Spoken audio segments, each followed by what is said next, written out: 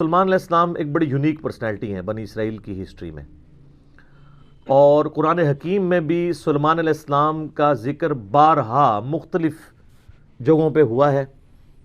آ چکے یہ تخت بلقیس والا واقعہ، اس لیے میں اس کے اوپر ایمفسائز کروں گا، لیکن میں صرف کراس ریفرنس کے طور پہ آپ کو بتا دوں کہ سورہ سبا کے اندر سلمان علیہ السلام کا ذکر آیا، کیونکہ قوم سبا کا ایک واقعہ ہے ملکہ بلقیس والا جو سورۃ النمل میں موجود ہے۔ سورہ سبا کے اندر ذکر آیا کہ ہم نے سلمان علیہ السلام کے لیے ہوا کو مسخر کر دیا تھا۔ ان کی صبح کی منزل 1 مہینے کے برابر ہوتی تھی اور شام کی منزل 1 مہینے کے برابر، یعنی وہ اپنے تخت سمیت ہوا پہ اڑتے تھے۔ 1 مہینے کی مسافت وہ ایک صبح میں طے کر لیتے تھے، اور ایک شام میں وہ 1 مہینے کی مسافت طے کر لیا کرتے تھے۔ اور اسی میں ذکر ہے کہ جنات کو مسخر کیا تھا اللہ نے ان کے لیے، ان کے حکم سے وہ قلعے بناتے تھے، مجسمے بناتے تھے، اور مختلف قسم کی تعمیرات کروایا کرتے تھے۔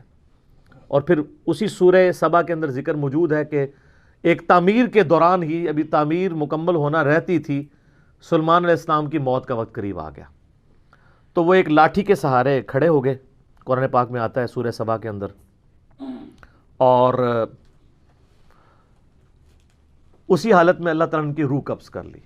اب چونکہ وہ ایک بیلنس فارم میں لاٹھی کو سہارا لیے ہوئے بیٹھے تھے، کرسی پہ بیٹھے ہوئے ہوں گے یوں کر کے، تو ان کا جسم یوں ہی رہا، کافی عرصے تک وہ رہا، اور اتنا زیادہ عرصہ کہ قرآن پاک میں آتا ہے کہ دیمک جو کیڑا ہے اس نے اس لاٹھی کو چاٹا، تو ظاہرہ دیمک ایک دن میں تو نہیں چاٹتی، اور حتیٰ کہ وہ جب سارا چاٹ لیا تو وہ لاٹھی ٹوٹ گئی، تو حضرت سلمان علیہ السلام کا جسم زمین پہ آ گیا۔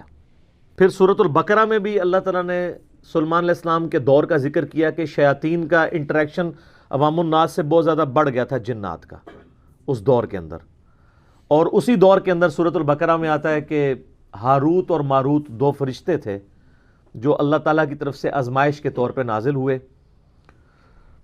اور وہ لوگوں کو جادو سکھایا کرتے تھے، اور ساتھ بتاتے تھے کہ یہ تمہاری آزمائش ہے، سیکھو نا۔ اور وہ اللہ تعالیٰ فرماتا ہے ایسا علم سکھاتے تھے جادو کے ذریعے جس سے میاں بیوی میں جدائی ڈال دیں، اور وہ ساتھ بولتے تھے کہ ہم تمہاری آزمائش ہیں۔ ظاہر ہے شر بھی جتنا ہے وہ اللہ ہی نے پیدا کیا نا، من شر ما خلق، میں ہر اس چیز کے شر سے تیری پناہ میں آتا ہوں جو تو نہیں پیدا کی ہے۔ رہا تخت بلقیس والا واقعہ، یہ سورۃ النمل میں بڑی ڈیٹیل کے ساتھ اللہ تعالیٰ نے حضرت سلمان علیہ السلام کی زندگی کے چند واقعات کو ذکر کیا ہے 30 آیات کے اندر، آیت نمبر 15 سے لے کے 44 تک مسلسل 30 آیات میں سلمان علیہ السلام کا اللہ تعالیٰ نے ذکر خیر کیا ہے۔ سٹارٹ اسی سے لیا ہے کہ وہ اپنے امتیوں سے کہتے ہیں کہ دیکھو اللہ تعالیٰ نے ہمیں کثیر مخلوق پہ فضیلت دی ہے، ہمیں جانوروں کی بولیاں سکھا دی ہیں، جنات کو، ہواؤں کو، پرندوں کو ہمارے لیے مسخر کر دی ہے، اللہ تعالیٰ نے ساری قدرت دی ہوئی تھی۔ اور وہیں پر یہ بھی ذکر آتا ہے کہ ان کی فوج کے لشکروں میں تمام جن، انسان اور جاندار جتنے بھی ہیں ان میں سے ہر ایک کی ان کی علیحدہ فوج تھی۔ پھر اسی میں ذکر آتا ہے جس کی وجہ سے سورت کا نام ہی سورہ النمل ہے۔ نمل عربی میں کہتے ہیں چیونٹی کو۔ وہ اپنے لشکر کے سمیت گزر رہے تھے تو چند چیونٹیاں تھیں، ان کی ملکہ ان کو کہتی ہے، قرآن نے اس کا قول نقل کیا ہے کہ سلمان علیہ السلام اپنے لشکر سمیت آ رہے ہیں، کہیں ایسا نہ ہو بے خبری میں وہ ہمیں پاؤں کے نیچے کچل دیں۔ تو پھر وہ چیونٹی باقی چیونٹیوں کو کہتی ہے کہ تم لوگ اپنے بلوں میں چلی جاؤ، یعنی چیونٹیوں کا یہ عقیدہ تھا کہ حضرت سلمان علیہ السلام اور ان کے جتنے صحابہ ہیں ان کو علم غیب کوئی نہیں ہے، کیونکہ تبھی تو کچل دیں گے نا، اللہ یہ کہ اللہ ان کو بتا دے۔ اچھا، آپ بزرگوں کے علم غیب لے کے بیٹھے ہوئے، تو اس میں اللہ تعالیٰ نے سلمان علیہ السلام کو اس چیونٹی کی بات سنوا دی، تو سلمان علیہ السلام اس پر مسکرائے، اور مسکرا کے یہ نہیں کہا کہ مجھے علم غیب ہے، کہا کہ اللہ کا شکر ہے کہ اللہ تعالیٰ نے یعنی مجھے یہ کوالٹی دی ہے کہ اللہ تعالیٰ نے اس چیونٹی کی بات مجھے سنوا دی ہے۔ ہر جگہ آپ کو سلمان علیہ السلام کا کریکٹر نظر آئے گا گاڈ اورینٹڈ۔ ویسے یہودیوں میں ایک گروہ ایسا بھی ہے جو سلمان علیہ السلام سے سخت نفرت کرتا ہے، اور بڑے بڑے ان کے اوپر سکینڈل بھی بنائے ہوئے ہیں انہوں نے، کیونکہ سلمان علیہ السلام بڑے کٹر قسم کے موحد تھے، تو توحید تو ہضم نہیں ہوتی نا.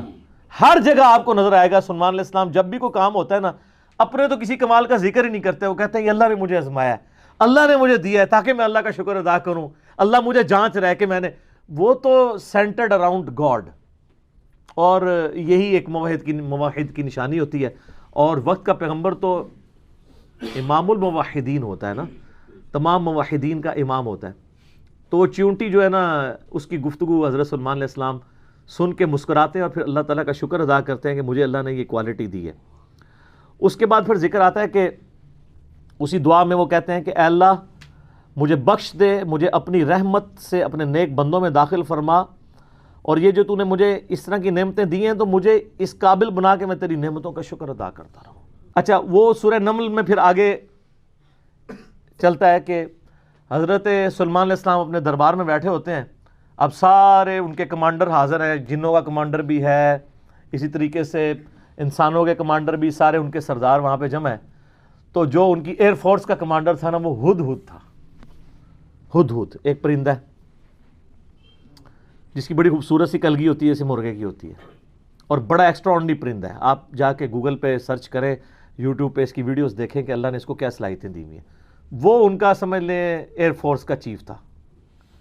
ٹھیک ہے, تو آپ نے فرمایا وہ کدھر غائب ہے, اور پھر ساتھ فرمایا کہ وہ اپنی غیر حاضری کی کوئی جسٹیفیکیشن مجھے پیش کرے, اور اگر اس نے کوئی ایسی جسٹیفیکیشن نہ پیش کی کہ وہ میرے دربار سے غائب کیوں ہے, تو میں اسے سزا دوں گا یا میں اسے ذبح کر دوں گا. بس یہ آپ ورڈک بولتے ہیں تو تھوڑی دیر بعد ہدہد آ جاتا ہے اور وہ اپنی جسٹیفیکیشن پیش کرتا ہے. اب ظاہر ہے وہ میں نے بتایا کہ سورہ نمل میں ہی آتا ہے کہ اللہ تعالیٰ نے جانوروں کی بولیاں سکھا دی تھی ان کو. تو حضرت سلیمان علیہ السلام اس سے پوچھتے ہیں کہ بتاؤ, اور سر پھر ہدہد دیکھیں کڈا پکا مواحد سی. وہ کہتا ہے کہ اے سلیمان علیہ السلام میں آپ کے لیے ایک ایسی خبر لے کے آؤں جو آپ کے علم میں بھی نہیں ہے. بابی نہیں تھا ہدہد نا.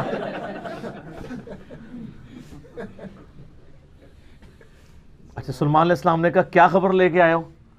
ان کا میں ایک ایسی قوم کے پاس سے آیا ہوں کہ جن کی حکمران ایک ملکہ ہے, عورت, اور اس کا بہت بڑا ایک عرش یعنی اس کا تخت ہے جس پہ وہ بیٹھتی ہے.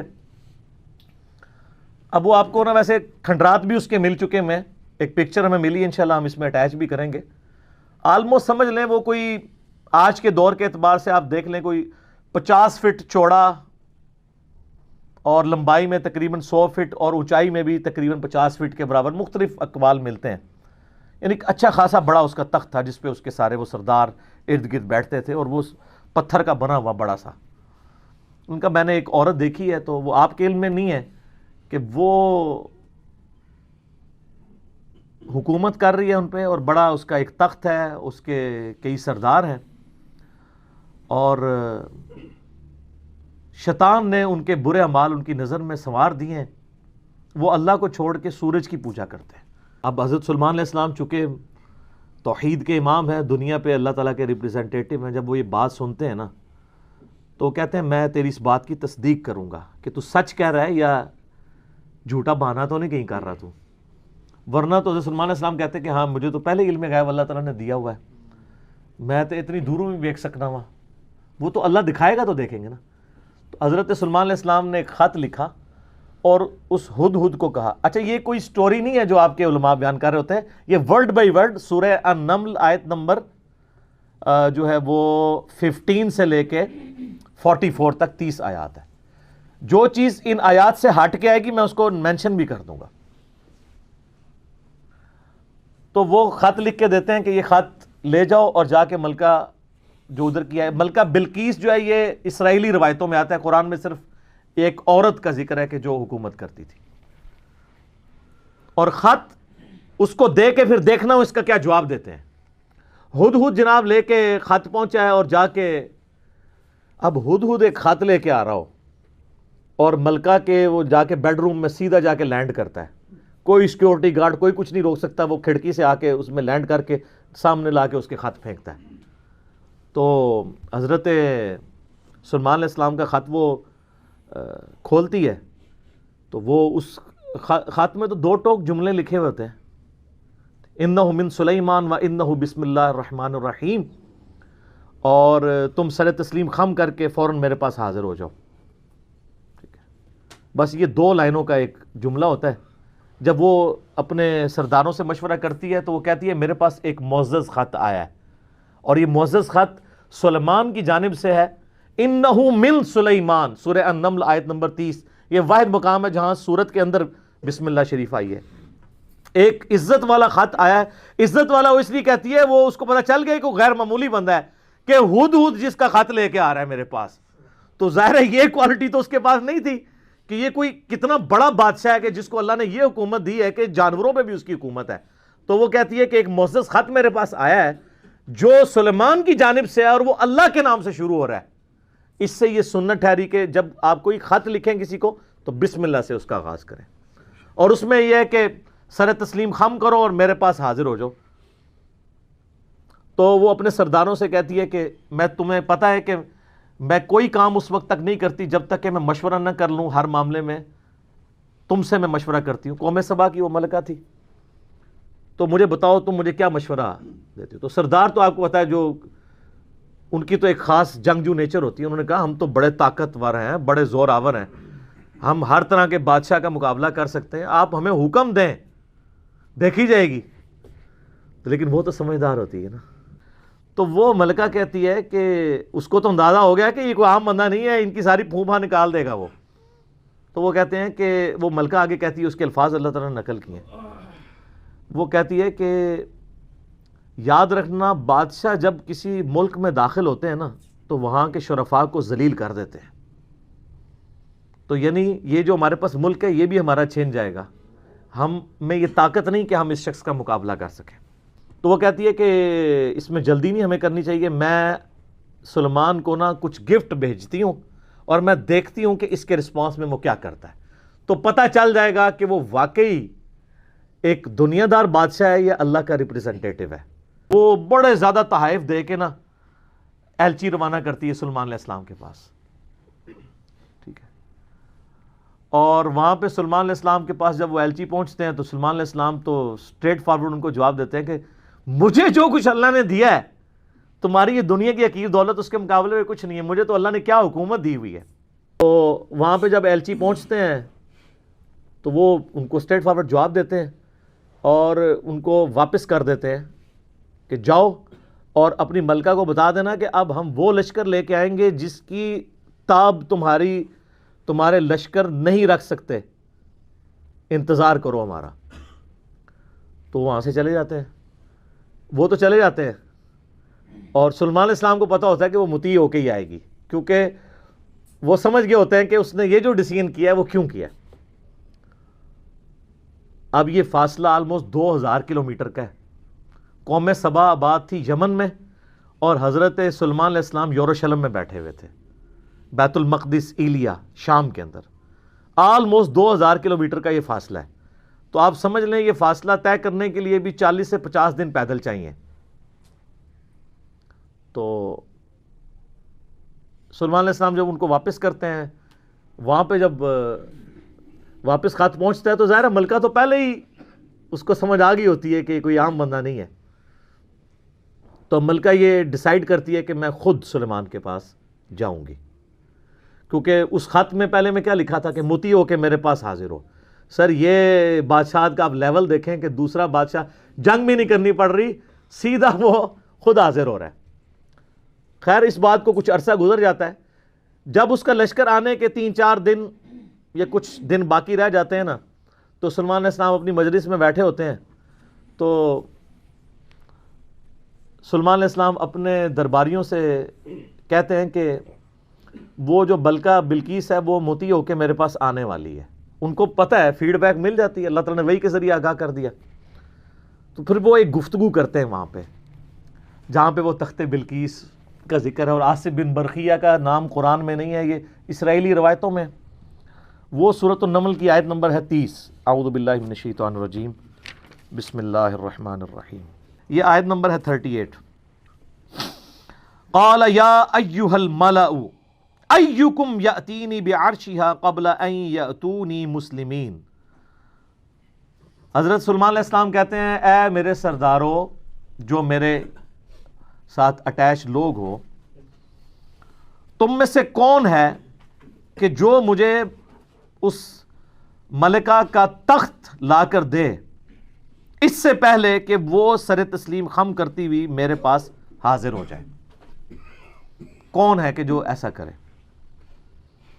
قال عفریت من الجن، تو ایک بڑا دیو ہیکل جن کہتا ہے انا آتیک بہ قبل ان تقوم من مقامک، کہ میں آپ کی اس محفل برخاست ہونے سے پہلے 3-4 گھنٹے کی جو بھی آپ کی مجلس ہوتی ہے، مجلس ختم ہونے سے پہلے میں وہ تخت آپ کو یہاں پہ لا دوں گا۔ انبلیویبل چیز ہے، 2000 کلومیٹر سے اتنا بڑا تخت پتھر کا وزنی، 3-4 گھنٹے کیا، وہ تو آج بھی آپ اگر جہاز میں بھی لائیں تو 3-4 گھنٹے میں نہیں پہنچ سکتا، اس کو تو لفٹ کرنے میں پرابلم ہو جائے گی۔ وَإِنِّي عَلَيْهِ لَقَوِيٌّ أَمِينٌ، اور میں اس کے اوپر امانت دار بھی ہوں، میں پوری رسپانسبلٹی سے یہ کام کروں گا، اور میں طاقت بھی مجھے اللہ نے دی ہے، جنات کو اللہ نے بہت طاقت دی ہوئی ہے۔ تو حضرت سلیمان علیہ السلام یعنی ایگری نہیں کرتے اس مسئلے میں۔ تو پھر ایک اور شخص، قال الذی عندہ علم من الکتاب، وہاں ایک شخص بیٹھا ہوتا ہے جس کے پاس کتاب میں سے علم ہوتا ہے، وہ کہتا ہے انا آتیک بہ قبل ان یرتد الیک طرفک، میں اس تخت کو آپ کے سامنے حاضر کر دوں گا آپ کی آنکھ جھپکنے سے پہلے۔ تو یہ اس نے دعویٰ کیا، بس یہ دعویٰ کرنے کی دیر تھی اور وہ لے بھی آیا تخت۔ فلما رآہ مستقرا عندہ، تو حضرت سلیمان علیہ السلام نے جب وہ تخت وہاں پر آیا ہوا دیکھا، قال ھذا من فضل ربی، انہوں نے کیا حضور کڈے پہنچے بزرگوں، کیا بات ہے، کیا صاحب کرامت ہو، نہیں، اومٹ کر دیا، ان کا یہ میرے رب کا فضل ہے۔ کیوں ہے فضل؟ لیبلونی اشکر ام اکفر، تاکہ وہ مجھے آزمائے کہ میں اس کا شکر گزار بنتا ہوں یا نہ شکرا۔ یہ سر توحید ہے۔ ومن شکر فانما یشکر لنفسہ، اور جو کوئی اللہ کا شکر کرے گا تو وہ بھی اپنے نفس کی خاطر ہی کر رہا ہوگا، اللہ کو کوئی پرواہ نہیں۔ ومن کفر، اور جو کوئی اللہ کی ناشکری کرے، فان ربی غنی کریم، تو میرا رب تو غنی ہے، کریم ہے، اسے کسی کی پرواہ ہی نہیں ہے۔ ھذا من فضل ربی۔ اچھا، اس کے بعد پھر آتا ہے کہ وہ ملکہ جب آئی، حضرت سلیمان علیہ السلام نے کہا کہ نا اس تخت کی حیت بدل دو، ڈیزائننگ اس کی تھوڑی سی چینج کر دو، جو اس کے اوپر کوئی پھول بوٹے لگے ہوئے تھے تھوڑا سا اسے ٹیمپر کرو، اور میں دیکھوں گا کہ وہ پہچانتی ہے اپنے تخت کو کہ نہیں پہچانتی۔ تو وہ پھر ملکہ وہاں پہ آ پہنچتی ہے، تو سلیمان علیہ السلام اسے ریسیو کرتے ہیں اور کہتے ہیں اس تخت کے بارے میں تیرا کیا خیال ہے؟ تو وہ بڑی سمجھدار ہوتی ہے، تو وہ کہتی ہے یہ تو لگتا ہے کہ یہ میرے تخت ہی ہے، اس کی مثل مجھے لگ رہا ہے، بلکہ شاید وہی ہے۔ تو یہ اس کی سمجھداری کا بھی ثبوت ہے کہ وہ اس کو ٹیمپرڈ فارم میں بھی پہچان لیتی ہے، اور یہ اس کو دوسرا میسج مل جاتا ہے، انہوں نے کیا لڑنا ہے، اس نے کہاں سے لڑنا ہے؟ وہ تو یہ بھی نہیں تھی ایکسپیکٹ کر سکتی کہ 4 مہینے میں بھی کوئی اٹھا کے یہاں لا سکے، ابھی تو اس کو یہ پتہ ہی نہیں تھا یہ تو ایسے آیا ہوا ہے، ٹھیک ہے۔